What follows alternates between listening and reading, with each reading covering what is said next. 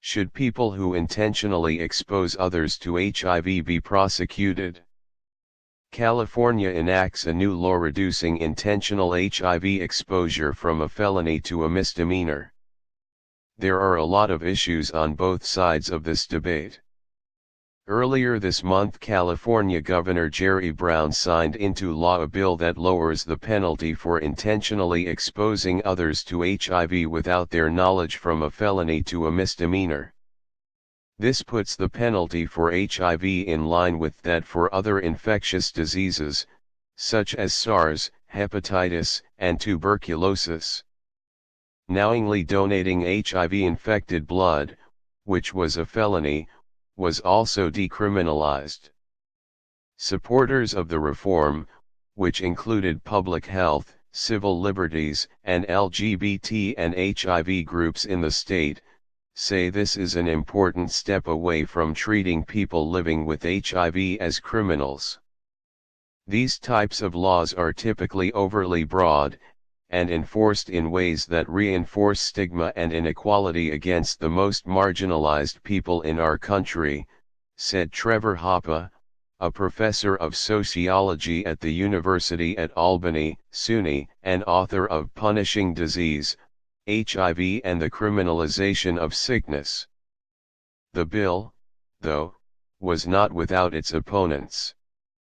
If you purposefully inflict another with a disease that alters their lifestyle the rest of their life, puts them on a regimen of medications to maintain any kind of normalcy, it should be a felony, State Senator Joel Anderson, R. El Cajon, said during debate over the bill, according to the Los Angeles Times.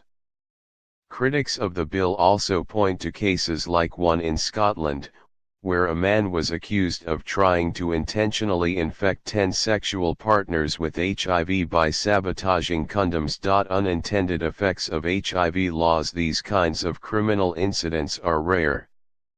Looking at the cases that are brought under these laws, they really do not resemble in almost every case the kind of scary bogeyman that people have in their minds, Hoppe told Healthline. He and his colleagues report in the journal Medicine that less than 5% of convictions under Michigan's felony HIV disclosure law involved someone exposing a partner to HIV. Most of the cases in the state involved sexual exposure without transmission of HIV.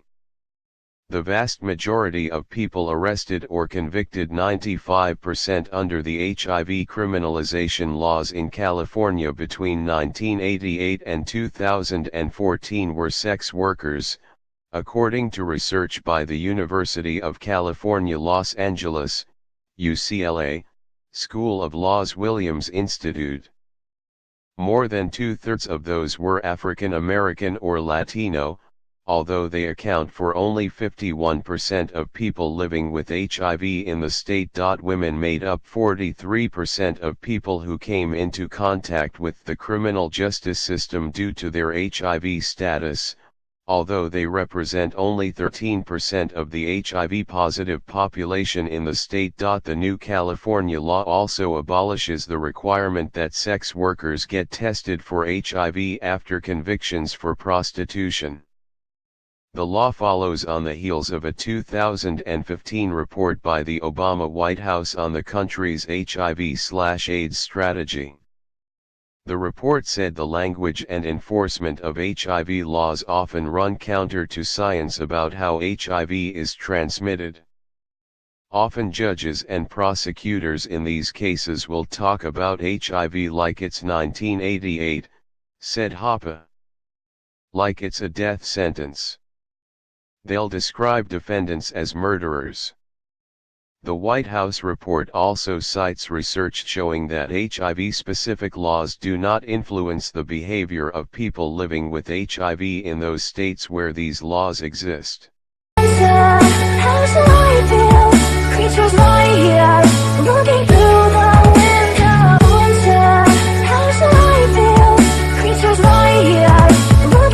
the